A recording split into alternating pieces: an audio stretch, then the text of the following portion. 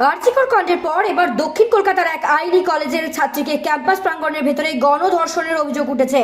পুলিশের এই ঘটনায় তিনজন অভিযুক্তকে গ্রেপ্তার করেছে, যার মধ্যে একজন প্রাক্তন ছাত্রী এবং একজন কর্মীও রয়েছেন। আসুন দেখে নেব সেই চিত্র।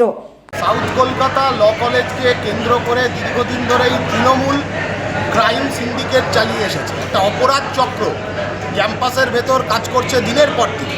টিএমসিপির মদতে পুলিশ প্রশাসন তারা নীরব ভূমিকা পালন করছে।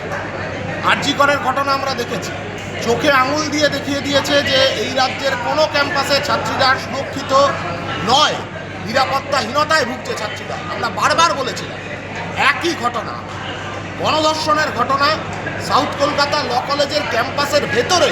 অভিযুক্তকে কে? মনোজিৎ। এই মনোজিৎ সেই টিএমসিপি নেতা যার নামে গত 10 বছরে অন্ততপক্ষে 20টা 30টা দুর্নীতির অভিযোগ। বাংলা নিজের মেয়েকেই চায়। গোটা বাংলা জুড়ে মহিলা মুখ্যমন্ত্রী মহিলাদের মধ্যে সিম্পেথি অর্জন করে বাংলার মানুষকে ভুল বুঝিয়ে ক্ষমতা দখল করেছে। আজকে সেই বাংলায় একের পর এক নারীরা সুরক্ষিত নয়, ক্যাম্পাসে ছাত্রীরা সুরক্ষিত নয়। শুধু ক্যাম্পাস নয়, পাড়ায় মহল্লায়ও ছাত্রীরা সুরক্ষিত নয়। তামান্নার থেকে শুরু করে আজকের ল কলেজ,